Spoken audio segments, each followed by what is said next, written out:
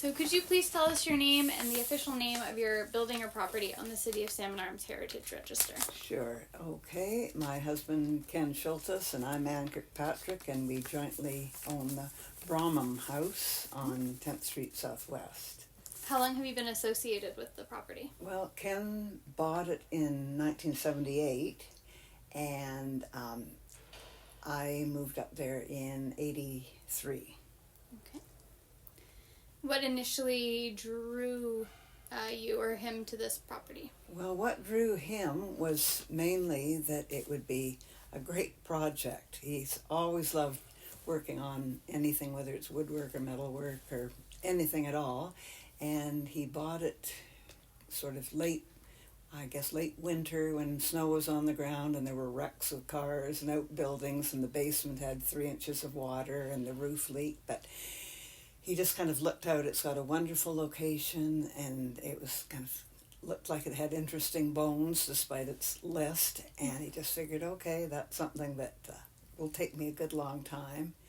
And at that time he thought a few years, and after about 40 years, it was more or less done, except for sort of maintenance things. So it's been a lot of fun, but a real challenge. Mm-hmm.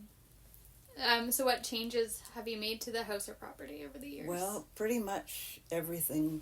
It's about an acre and a half, and so from corner to corner and from ground level to the peak of the roof, we've done huge amount inside. I mean, the outside, the skin looks fairly similar, other than painting and things like that, but all the windows needed replacing, the doors, the floors, the insulation, the wiring, the plumbing, just about everything. But we both really like to be hands-on and have done most of it ourselves, so it has been really fun for the most part. Yeah. And did you say it was listing? Oh, yeah. So yeah, there's not a single right angle or level surface in the house, even in the. So that's why you couldn't sort of just buy, say, kitchen furniture and island. That all you have to accommodate. I've got a sliding pull-out pantry that's about 1.5 inches wider at the top, just because you have to pick something that you want to appear to be level or square, and then accommodate it. So there's a lot of illusion going on? Oh, a terrific amount. Most of it is illusion, yes. Okay. But it's been fun because you're not going to make it any worse. And, once you've ripped out the orange indoor-outdoor carpeting and the, other things like that, and get to start doing things you want, then it's really quite fun. For sure.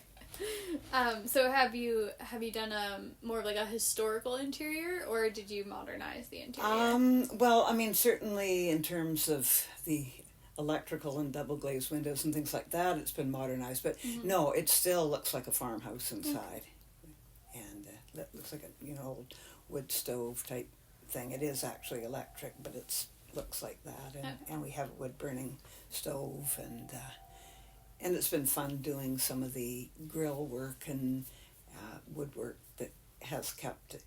But because it was originally a farmhouse and just built to be adequate, that's we've always worked with form following function. So just keep it simple, keep it probably true to the values that it's always had. And because it's just the two of us, apparently at one point there was a family with 10 kids there, which is incomprehensible, but for two, because it's got fairly small rooms, and by moving some of the walls and whatnot, it works. But it does look like an old farmhouse, I'd say, but not twee. I mean, we like doing stained glass, so done some things like that, but not like making the stained glass. Yeah. Oh, cool. Just because you can, that we wanted to, because we'd done so much of it ourselves, we felt we deserved to have some things that we bought that were more expensive, but then when you can make other things, that works out quite well. So. Sure. Oh, that's but we did put in things like in-floor heating and things like that, because there's never enough insulation in an old house, no matter. Yeah, for sure. So Oh, that sounds like it's been a fun time. It has. Yeah. Yes. A journey. Did you document it? Like, do you have photos? We of the have whole taken thing? a lot of pictures. Yeah, mainly just because some of the things, because we want to be there as long as we can. When we redid the bathroom, we put in heavier joists up above, so we photographed things like that, so you know what, if you ever needed to have something suspended, you'd be able to get into it. Mm-hmm. And we did for a while keep samples of old wallpaper and other things, but gradually you just sort of think, okay, everybody's changed it as they've gone along, so. Yeah, you're ready to let some things go after a Yeah. while, for sure. What about like the property itself, like the? Well, that's been massively changed. Yeah, when Ken first drove in '78, his Jeep got stuck in the driveway. It was just all mud, and so with retaining walls and reclaiming some of the back bank, and we've put in ponds and. Yeah, a lot of the landscaping, planted a lot of trees, and taken out some of the willows that were threatening and firs that were threatening to completely encroach. For sure. Yeah.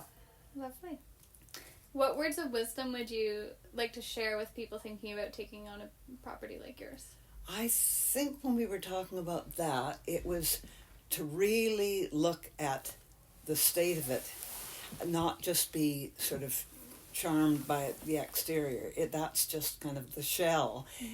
There's a whole lot going on behind the scenes, so if you're not willing to invest a whole lot of money, a great deal more than you imagined, or put in a huge amount more time and learn the skills, you'll find it very frustrating. If you look on it as a long-term project and just, or that and I think in considering the type of house you've got, that some of the lovely ones on Second were built to a much higher standard.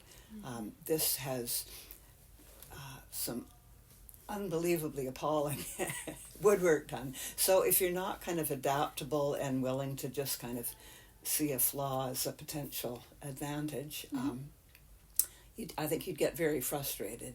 And the fact that it might be very reasonable appearing as a price point, and you think, oh, well, we can buy our own house, but it probably would be cheaper to knock it down and build a new one in its place than unless you've got the time, energy, and money to get it at least. Because our foundations were completely shot and things like that, so you really have to be aware that there's a lot more to it than just sort of painting and putting in nice carpets. Yeah. Sure, that's been a recurring theme, is that just a lot of people seem to be taking on the work themselves. Like, yes. They like doing the work. And yeah, I think really for an older house, particularly one in very poor condition, I'm sure a lot of people do end up just tearing them down and building something similar, because dry rot, and we've had some colossal plumbing issues and things like that that no plumber with any self-respect would ever take on. So I've got a video clip of that that's just horrific. But, it's all character building, and I think it adds to the character of the house, too, just knowing what's in there. Yeah. So did you have to fix the plumbing issue yourself? Oh, God, yes. Ken crawled under. There was about an 18-inch crawl space, and with a sledgehammer, hammering through a cast iron sewage pipe that was blocked. And no plumber would do that. They'd just sort of tear out the whole bathroom, and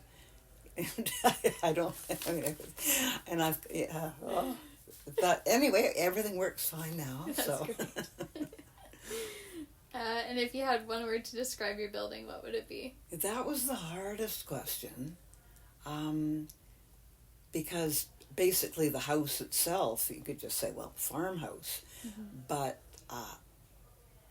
then we thought, well, personality or quirky, or but I think the house itself, I think farmhouse is what it is. It's just a down-to-earth farmhouse. It's got its flaws, and flaking paint and things like that, but it's comfortable, and you can walk in with mud on your boots, and so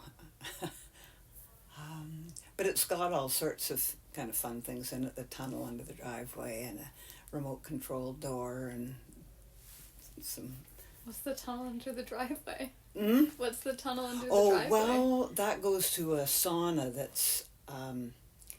it had been a dog tunnel that went under the driveway when Ken had it paved. Okay. And we had a grape arbor on the other side, but then when we had a very cold winter, the grapes went, so we thought, well, let's put in a sauna out there.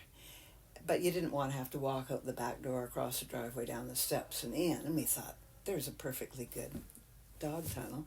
So it's got a cart that goes through, so you just go down the basement and zip out. Wow. Yeah, so that makes it nice, and the grandkids always love that sort of thing. Yeah, anything unique for kids is always really exciting. Yeah, I think. It has a few other things that are so non-code that I won't include them, but I think no one could complain about this. It's just through a cement tunnel, and but. Oh. Lovely. Is there anything else you'd like to add? I mean, I've appreciated the opportunity to do this because it just raises so many questions about it, and just really how indefinable anyone's home is, because no matter whether it's new or old or an apartment or acreage, it's something unique to you and your life experience, and having been there for over 40 years, it's so much a part of us that to describe that in a paragraph, much less a word, is pretty difficult. But anyway, it'll be very interesting to see the other ones you've got on too, and hear some of the background for them. Yeah, no, it is. They're coming together well. I've really enjoyed the conversation. Oh, so. good.